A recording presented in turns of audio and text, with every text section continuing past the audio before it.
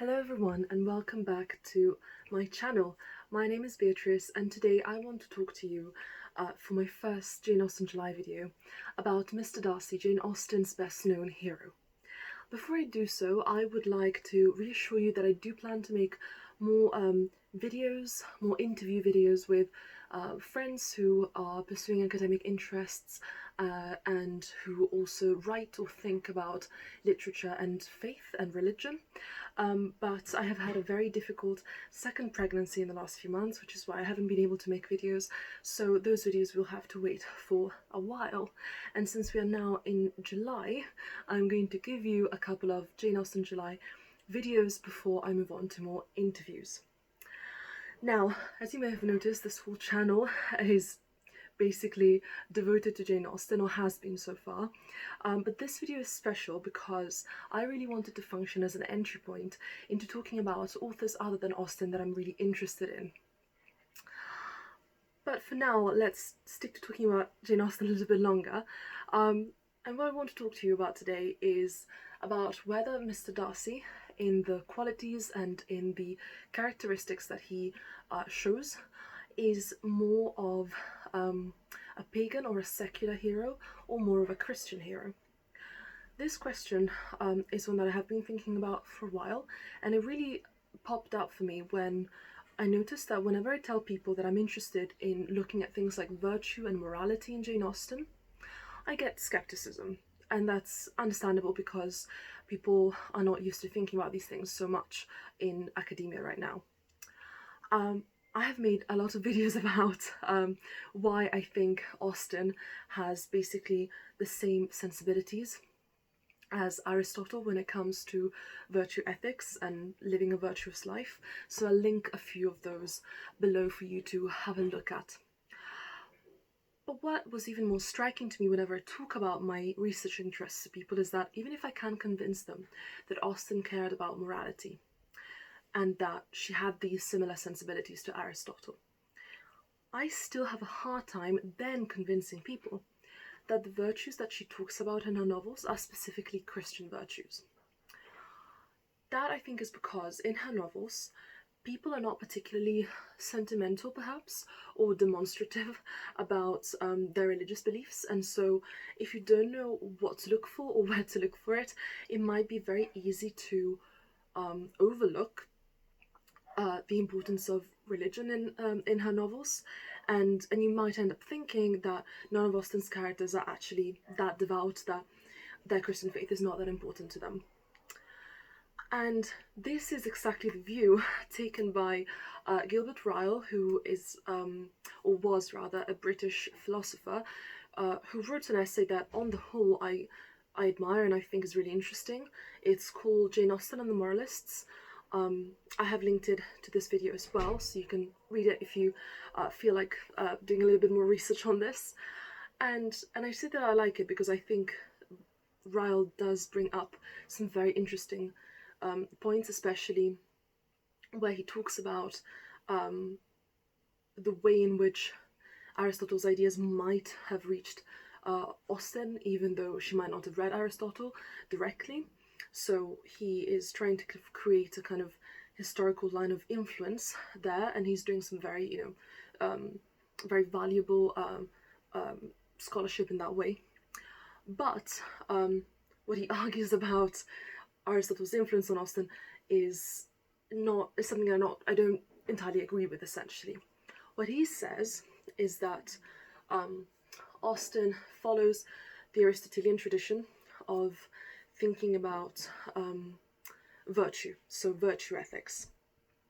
For Aristotle, virtue basically consisted in finding this kind of golden mean between a lack of a quality and an excess of it. For example, courage is a virtue, so to be courageous is a good thing, and that is the virtue because it's in between cowardice, which is a lack of courage, and rashness, which is an excess of courage. And so far, I agree with Ryle that you see this in Aristotle and you see this in Austen as well. But Ryle also argues that while Austen may have been devout in her own life, in her novels her ethics essentially remain secular. rather than presenting an evolved and Christianized version of Aristotle's virtue ethics. Now, I have had friends and colleagues point this out to me in real life, and Ryle notices this as well, which is Austen's heroines and heroes are rarely seen actually discussing religion or praying or doing anything like that, and because of that, essentially the conclusion is, well, then it must mean that Austen was not particularly interested in religion. And this is where I disagree with Ryle, and this is where I have spent the last few years trying to basically come up with an alternative reading that I can give to people when they tell me, yeah, Jane Austen was interested in morality, but it's more a kind of like a secular morality. So I want to present an alternative view to this, essentially.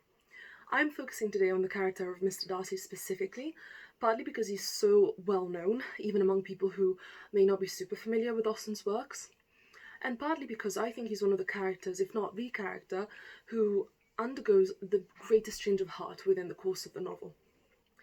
So what I want to test out, basically, is whether Mr. Darcy is really a secular or even pagan hero in the virtues which he shows, or whether he actually could, by the end of the novel, turn into the paragon of a Christian hero.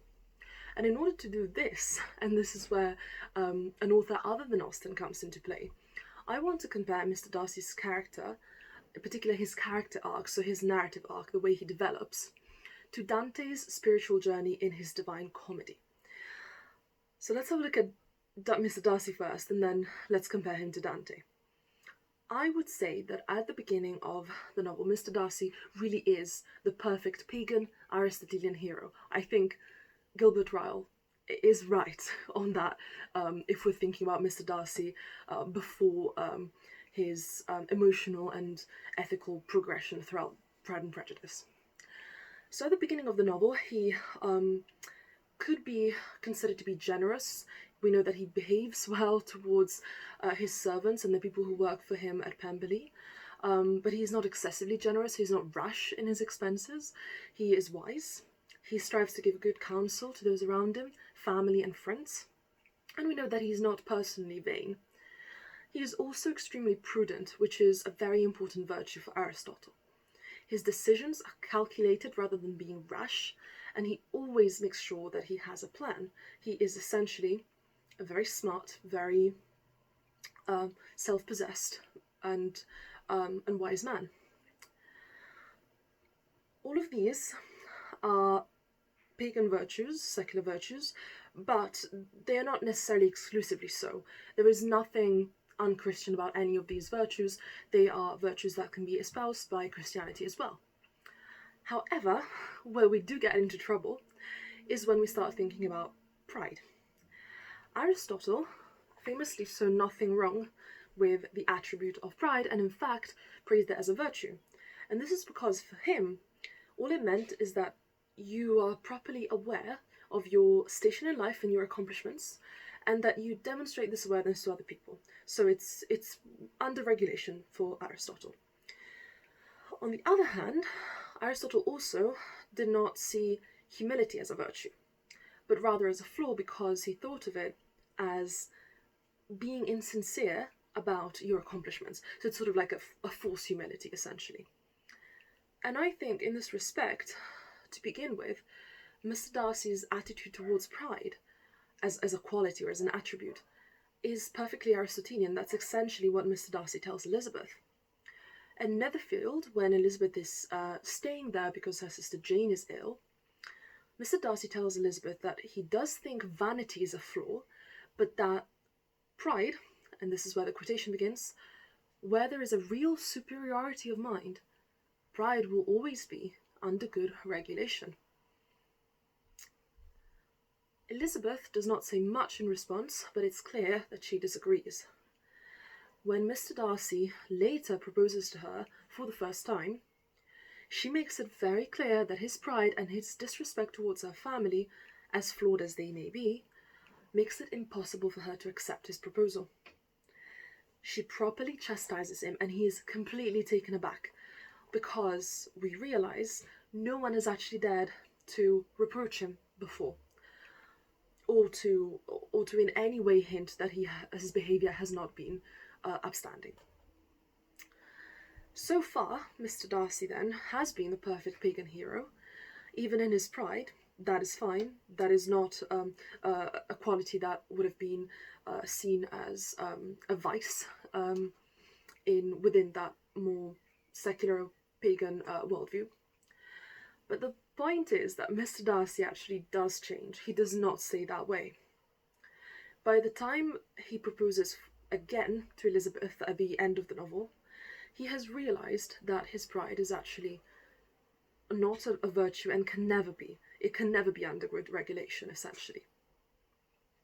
He confesses to Elizabeth that he has been what he terms a selfish being all his life, and that although his parents taught him what he calls good principles, he followed these principles in pride rather than in humility. And he actually uses the language of humility at the end of this kind of long speech of confession to Elizabeth, where he says, "You taught me a lesson, hard indeed at first, but most advantageous. By you I was properly humbled."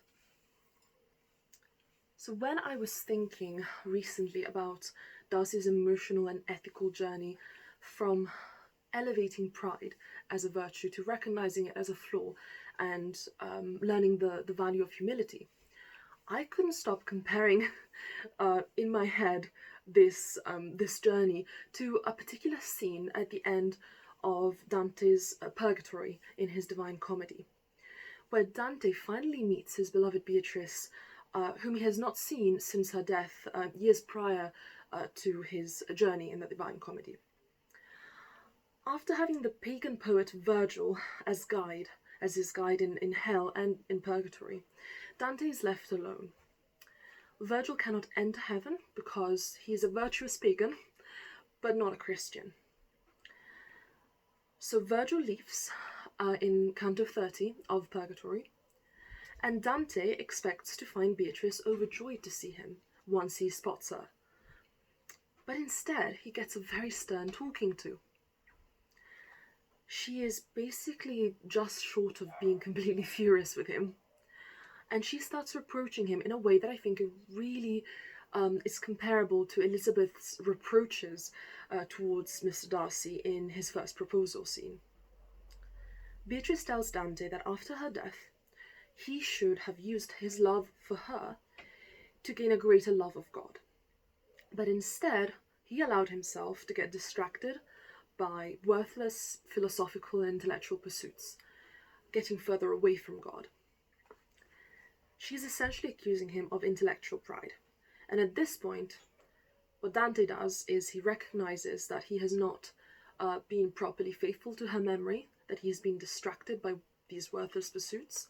And so he breaks down, weeping and confessing basically all the ways in which he lacked in humility. And this confessing of his flaws and this confessing that he has not been humble is what actually allows him to finally shed the negative and painful memories of his past and be prepared to enter heaven. And of course, after this, enter heaven he does with Beatrice, and we get to the third part of the Divine Comedy, which is paradise.